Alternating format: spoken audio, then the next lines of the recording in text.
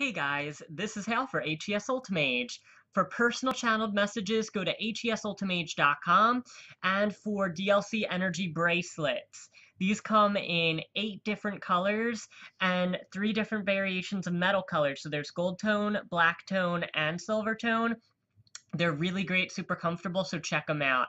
Other than that, make sure that you check out the free mini monthly reading contest. Just go to my channel, search for the free mini monthly contest video, and then just leave a comment and you could win it, alright? Okay, that said, let's get to your message.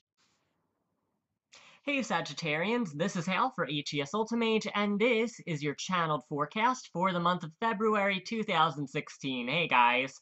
Alright, so to get started with your message here, I'm going to give you some of the, groundwork here, and then I'll give you examples of how this is coming through. And this is very, very specific this month. Basically, I'm getting that there are little troubles that are popping up right now that have been under the surface and kind of live under there. It's kind of like a game of whack-a-mole for those of you who have grown up with like arcades and things like that, where it's like all of a sudden everything's calm and then boom, something pops up. These are small insecurities is what I'm getting. Small insecurities that can really plague you if they keep popping up one after the other. Again, if you can imagine the analogy of this game, if you're familiar with it, this is an international channel, so I never know, like, some of these land for some people more than others, but, Whack-A-Mole is this arcade game. It's a flat surface, and then there are holes, and the moles pop up, and you hit them with a mallet. Basically, when you lose the game, it's basically because you're not hitting them fast enough or dealing with them fast enough. That's going to be, like, your emotions this month. Basically, all these little concerns and little worries keep popping up one after the other, and it's giving you anxiety, okay? And this is a very interesting month because the advice towards it is very much unlike what I would usually see. And it arrives at the same place, but at the end of the day, you're kind of getting a free pass this month, guys. I've got to say that. I got that, too much of these kinds of worries are really poor for you and poor for, your focus, your health, as far as, like, your mental health, like stress and anxiety. Stress and anxiety do affect our body. Um, because it's kind of a primitive thing where it's like when animals feel threatened, they get seized up a little bit. We're still animals, okay? And when we generate stress and anxiety for ourselves, we perceive fear, and we're different than ordinary animals because we can perceive fear in a future tense, even if it's perfectly hypothetical. So let's just say, okay, if you hear somebody get sick, and then you go, oh my god, am I gonna get sick? Or you hear somebody passed away and you go, oh my god, am I gonna die? Like, this is something that humans do all the time. Or somebody lost their job and you go, oh my god, am I gonna lose my job? All of these little anxieties, and a lot of it could be hypothetical anxieties. I'm going to be fair in saying some of these could be ongoing anxieties, like dramas with family and friends, worries about career or love, things like that. These are all amongst the little moles that could pop up and give you the stress, the anxiety, and things like that. Um, and again, I think it's more about being aware of how much is coming up and how you're reacting to it, okay? This month can turn out better for you depending on how well you're dealing with these feelings and how well you're recognizing them for what they are. Okay? Because at the end of the day, a lot of this is projection, and this is what I'm rounding us back to. An animal can't perceive fear in the future tense, they just perceive it in the moment. Because we're sophisticated in how we see things, if you want to call it sophisticated, sometimes it's more trouble than it is helpful, really. But because we use our minds in such layered ways and in such a sophisticated manner, we can perceive fear and create fear in the present without actually experiencing it firsthand.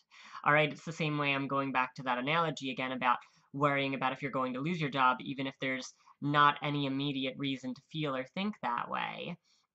Again, those hypotheticals can really get you. The other thing is, even if there are certain suggestions towards something, we can create something more than it is. Again, these, are things that are small, that are popping up either a lot at a time and giving you too much to deal with right now, or you know, they're popping up so many at a time that you can only hit down so many one at a time, and you let others get to you. All right, I'm gonna move on to the other parts of it because this is really important. Like, the idea that I got this month is you can cope a lot better than you would think, but some of it is going to involve some suspension on your part. And this is kind of what I was already talking about, God. All right. I got denying the little things at times is a way to cope for now, actually. So normally I wouldn't give you a free pass on this, but you get it this month. It's kind of your get out of jail free card from not having to deal with the root of what's really bothering you, okay? And this is really funny, but I'm just gonna give it to you. I'm basically getting whatever these little fears are, they might stem from a much bigger thing, like something very existential. Like, you know how I mentioned that one example where it's kind of like a fear of death or fear of mortality, things like that. Big, big things. It's kind of the difference between a person, since I've given a lot of those examples, the difference between a person being insecure about love on the idea of just being like, oh, I don't have a boyfriend or girlfriend, and then going to the deeper level of that deep-rooted fear of being like, will anybody ever love me? That's an existential fear, okay? Which takes on a much bigger, more cosmic, more humanitarian outlook. I think about when people do acting classes and they're like, okay, boil the feeling down to its most vital components, and that's kind of the same example of what that is, but on a more philosophical and psychological basis. A lot of what we perceive in small things tend to be tied to a much deeper place. But that's the thing. This month you get a free pass from having to look at that deeper place, all right? And um and you know, deep down, further down the line, you can deal with the deeper stuff, but this month you don't have to, okay? So it really is your get out of jail free card for having to deal with the deeper underpinnings of whatever these fears, anxieties, or insecurities might be. Um and again, because they're the whack-a-mole little pop-ups, I feel like they might be spurred from things that you hear externally. They might be things that are just coming up again and again in your mind, and you can't really turn it off.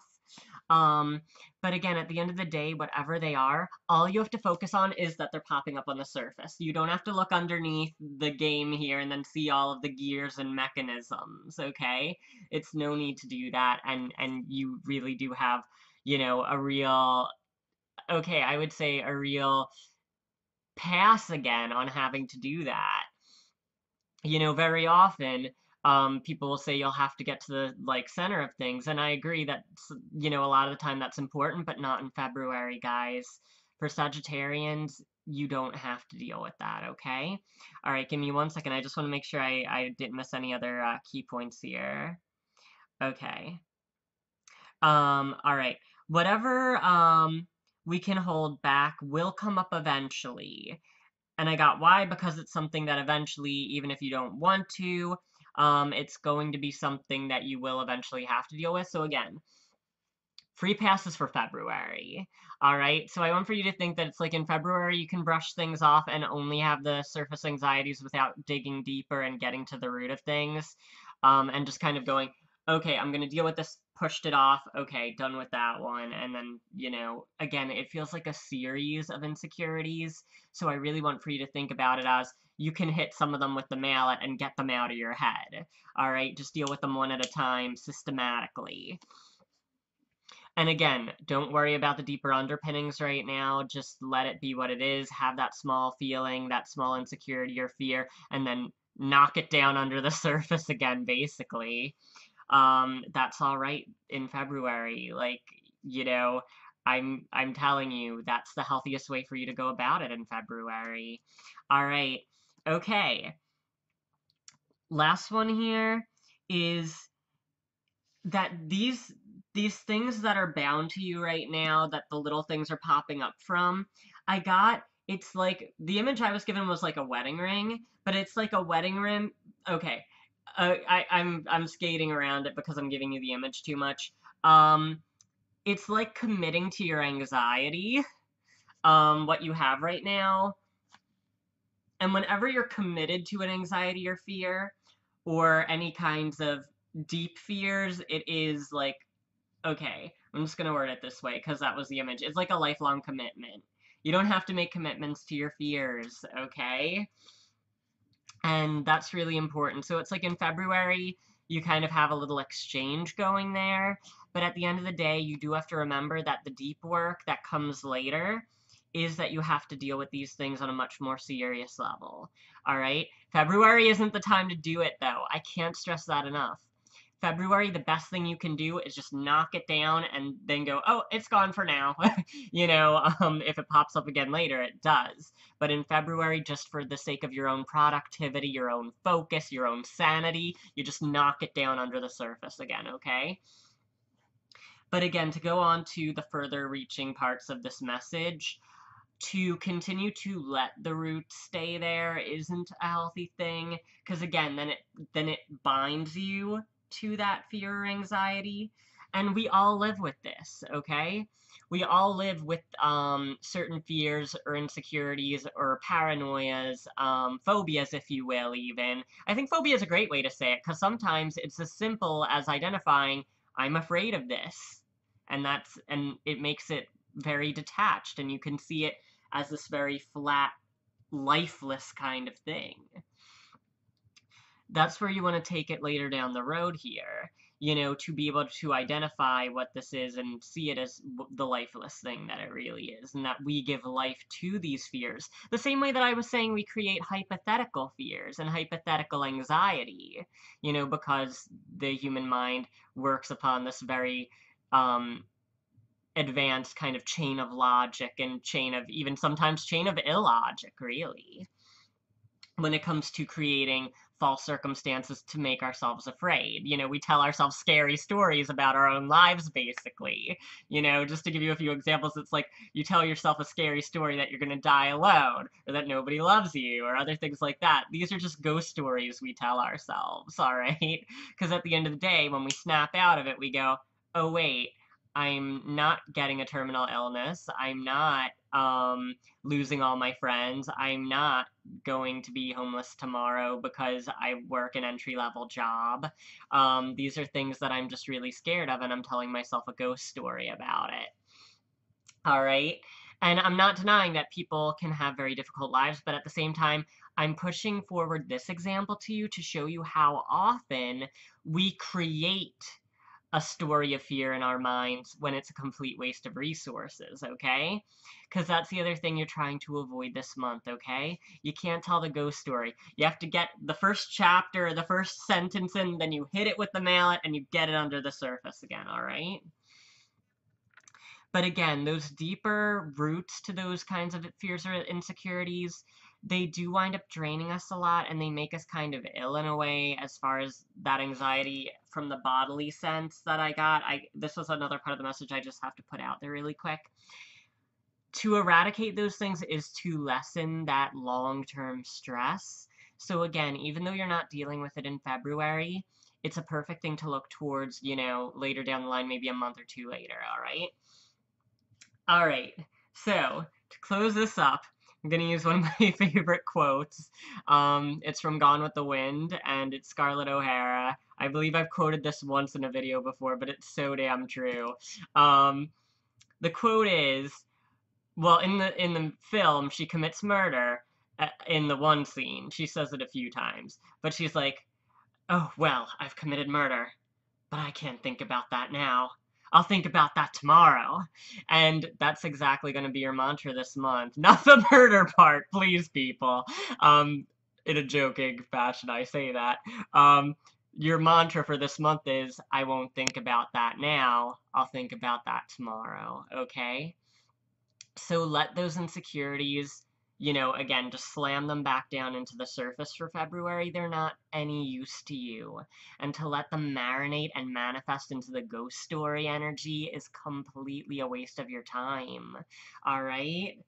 So again, let that be your mantra. So when you have that little insecurity or fear or start that ghost story, you go, won't think about that now. Think about it tomorrow. Too much to do. Too much that's more pressing than that for me to have to handle and deal with. And, I'm far too resourceful to let that bother me right now when I have to deal with other things, all right? So that said, thanks for watching, and I'll see you later.